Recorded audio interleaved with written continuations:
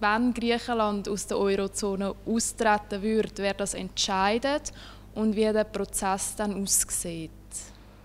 Das ist eine gute Frage. Das heisst, ich glaube eben, dass es wird so sein, dass es nicht so ist, dass jetzt irgendwie die Eurozone oder die Leute von der Eurozone oder auch die Europäische Zentralbank wird sagen, ich müsst jetzt rausgehen, sondern dass es so ein schleichender Prozess ist, dass, wenn man den Griechen kein neues Geld mehr gibt, die letztlich ihre Staatsangestellten nicht mehr zahlen können. Das ist ja der Punkt, ihre Renten nicht mehr zahlen können.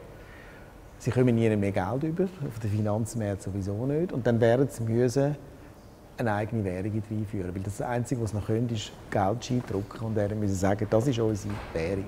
Jetzt, wenn sie das machen, dann ist der Euro nicht mehr offizielles Zahlungsmittel in Griechenland und damit ist eigentlich Griechenland aus dem Euro selber austreten. Der Euro wäre dann vielleicht noch so eine Zweitwährung oder eine Parallelwährung, aber eigentlich wäre dann Euro nicht mehr eine offizielle Währung. Und dann ist noch die grosse Frage, das habe ich gerade letztens gehört, und das stimmt eigentlich, nach der neuen Maastricht-Regel muss ein EU-Land muss den Euro haben. Die grosse Frage ist, wenn sie den Euro abschaffen oder so rausschmeißen, ob sie dann überhaupt noch in der EU sein können. Und das wäre dann wirklich sehr kritisch, wenn sie nicht einmal in der EU sind, dann wird es wirklich kritisch für Griechenland.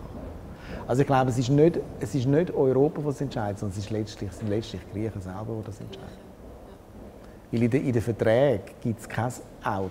Man kann nicht Opting out, man kann nicht rausgehen, wenn man mal drin ist. In den Verträgen ist das nicht vorgesehen. Also das heisst, Griechenland muss das selber entscheiden. Ich persönlich, aus all diesen Medienmitteilungen betreffend Grexit, würde sagen, dass sie genug Möglichkeiten hatten, schon früher, schon wo sie eintreten sind, haben sie ja Bilanzen gefälscht. Also das ist wirklich schon, das ist schon von früher her gekommen. Also ich glaube, sie hatten die Möglichkeiten gehabt, erstens, und sie haben die Reformen einfach nicht umgesetzt, die sie hätten müssen machen, wo sie unterschrieben haben, um in die Eurozone einzutreten. Von dem her bin ich da der Meinung, es wird einen Rattenschwanz nachziehen, aber besser jetzt raus als noch weiter, weil die Gläubiger werden auch langsam ungeduldig und das ist kein Zustand, der lang kann so bleiben kann.